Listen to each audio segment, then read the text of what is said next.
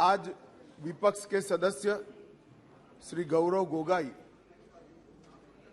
जो अविश्वास प्रस्ताव लेकर सदन में उपस्थित हुए थे, इस पर मैं मेरे विचार व्यक्त करने के लिए खड़ा हुआ हूं। माननीय अध्यक्ष जी, भारतीय संविधान के अनुच्छेद 75 में कहा गया है कि मंत्रिपरिषद लोकसभा के प्रति जवाबदेह है। इसलिए इसी अनुच्छेद 75 को प्रतिबंधित करने के लिए लोकसभा के नियम 198(1) से 198(5) तक मंत्रिपरिषद में अविश्वास का प्रस्ताव रखने की प्रक्रिया नियत की गई है। माननीय अध्यक्ष जी, जब से आजाद हुए तब से 27 अविश्वास प्रस्ताव और 11 विश्वास प्रस्ताव इस सदन में प्रस्तुत हुए हैं। कई बार सरकारों का बहुमत जाने की स्थिति में सदन के विपक्ष के सदस्य अविश्वास प्रस्ताव लेकर आते हैं। कई बार बड़े जन आंदोलन के समय प्रजा की भावना को प्रतिबिंबित करने के लिए अविश्वास के प्रस्ताव लेकर आते हैं। ये एक अविश्वास का प्रस्ताव ऐसा है जिसमें प्रधानमंत्री और मंत्रिमंडल के प्रति न जनता को अविश्वास है, न सदन को अविश्वास है, और ये विश्वास प्रस्ताव लेकर आए हैं। माननीय अध्यक्ष जी, इसका उद्देश्य क्या है? इसका उद्देश्य जनता में भ्रांति खड़ी करने का उद्देश्य।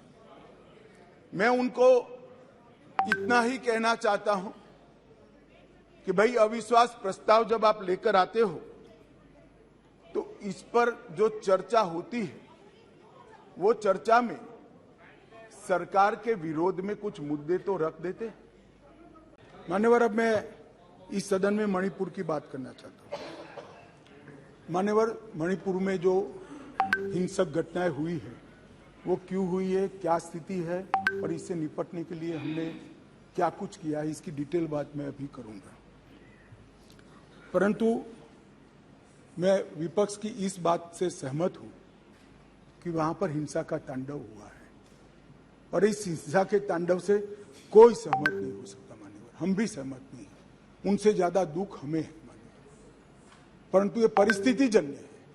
मैं बताना चाहता हूं, इसी घटनाओं का कोई समर्थन नहीं कर सकता। समाज के नाते हमें शर्म आई, इस प्रकार की घटनाएं वहां हुई है, इससे कोई इनकार नहीं। परंतु ये जो घटना हुई है वो शर्मनाक है। उस घटना पर राजनीति करना इससे भी ज्यादा शर्मनाक है। मान्यवर, मैं आज बताना चाहता हूं और बड़ी संवेदना के साथ आपके माध्यम से इस देश के 130 करोड़ लोगों के सामने मणिपुर की हालिया हिंसा क्यों हुई है और क्या चल रहा है और सरकार ने क्या उपाय किए, ये भी बताना चाहता हूं। मान्यवर, मैं पास्ट में मणिपुर में क्या हुआ ये भी बताऊंगा। अब मैं जब बताऊंगा तब ये कहेंगे कि पुरानी बातों को हमें सुनाने के लिए कह रहे हो। ना जी, मैं संवेदनशील आदमी हूं मान्यवर, मैं पुरानी बातों को राजनीतिक हिसाब किताब के लिए नहीं सुना रहा। इसलिए नहीं सुना रहा कि आपके समय में भी हुआ था, हमारे समय में भी हुआ। होता है का अप्रोच हमारा नहीं है, ये यूपीए का अप्रोच है। हमारा अप्रोच होता है का नहीं है, हम टॉलरेट नहीं कर सकते।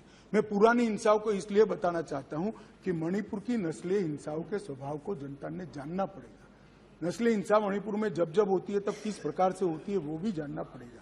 इसलिए मैं पुरानी हिंसाओं को भी रखूंगा। आपके मन में ये भ्रांति न हो, ये सवाल न आए कि पुराना क्यों बता रहे। मान्यवर, 6 साल से करीब 6.5 साल से मणिपुर में भारतीय जनता पार्टी की सरकार है। मणिपुर में भारतीय जनता पार्टी सरकार बनी तब से 3 मई तक एक भी दिन कर्फ्यू नहीं डालना पड़ा। मैं मेरी बात आग्रह के साथ कहना चाहता हूं। मणिपुर में भारतीय जनता पार्टी की सरकार के 6 साल पूरे हो गए। 6 साल में मणिपुर में एक भी दिन कर्फ्यू नहीं डालना पड़ा। मणिपुर के अंदर एक भी दिन बंद नहीं रहा, मणिपुर के अंदर एक भी दिन ब्लॉकेड नहीं हुआ और उग्रवादी हिंसा लगभग समाप्त हो गई। ये 6 साल का भारतीय जनता पार्टी के शासन का इतिहास था। मान्यवर, ये वीडियो 4 मई के दिन की दुर्भाग्यपूर्ण घटना है। दुनिया में किसी भी जगह पर, किसी भी स्थान पर किसी महिला के साथ, किसी युवा महिला के साथ इस तरह की घटना समाज के नाम पर धब्बा है। मान्यवर, इसका कोई समर्थन नहीं कर सकता, ना सदन कर सकता है, ना कोई पॉलिटिकल पार्टी ना कर सकती है, यहाँ की ना वहां की। मेरे मन में एक छोटा सा सवाल मेरे मन में तो नहीं आया, कुछ मीडिया के मित्र जो ऊपर बैठे हैं उन्होंने डाल दिया। उन्होंने मुझे पूछा कि अमित भाई, ये 4 मई का वीडियो संसद सत्र के एक दिन पहले ही क्यों आया? अगर किसी के पास वीडियो था तो वीडियो डीजीपी को देना चाहिए या नहीं देना चाहिए? मानिए, किसी के पास वीडियो था तो पुलिस तंत्र को देना चाहिए या नहीं देना चाहिए? उसको सार्वजनिक करना चाहिए क्या? वो महिला के सम्मान की तो सोचो ना जी। इंटेलिजेंस का सवाल नहीं था भाई, वहां उस वक्त इतने हुड़दंग में। एक मिनट, इंटेलिजेंस के पास नहीं आया, मगर आपको देना चाहिए था या नहीं देना चाहिए था? आपको देना चाहिए था या नहीं देना चाहिए? हाँ, दादा का काम टीवी में बताने का है। दादा का काम। मान्यवर, फिर भी मैं टाइमिंग में ज्यादा नहीं जाना चाहता। सुनिए ना भाई, मैं टाइमिंग में ज्यादा जाना नहीं चाहता। मान्यवर, वीडियो किसी के पास भी था, मैं इन पर आरोप नहीं कर रहा हूं, किसी के पास भी था। अगर उसने डीजीपी को दे दिया होता तो 5 तारीख को ही पकड़ गए होते, क्योंकि जिस दिन वीडियो दिया उसी दिन वीडियो की कॉपी पर से हमने फेस आइडेंटिफिकेशन सॉफ्टवेयर का उपयोग करते हुए सरकारों के डेटा के साथ मिलान करते हुए 9 के 9 लोगों को अरेस्ट कर दिया और वो आज ट्रायल फेस कर रहे हैं जेल में। उस वक्त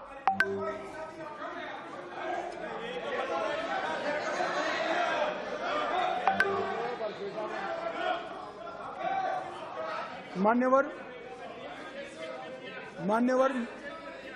मैं शांति के लिए किए गए प्रयासों को भी सदन के सदस्यों को बताना चाहता हूं।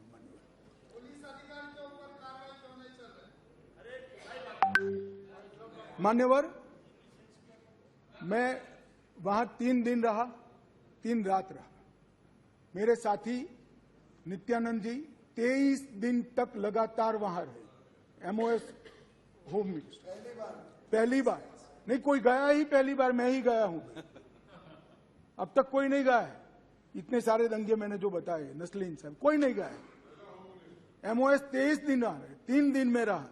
मान्यवर, हमने इस सारी की जांच के लिए हाईकोर्ट के सेवानिवृत्त न्यायाधीश का एक कमीशन बना दिया है, जिसमें एक आईपीएस और आईएएस अफसर भी है। मान्यवर, अध्यक्ष राज्यपाल महोदय को अध्यक्ष बनाकर शांति समिति को हमने वहां पर प्रस्तापित किया है।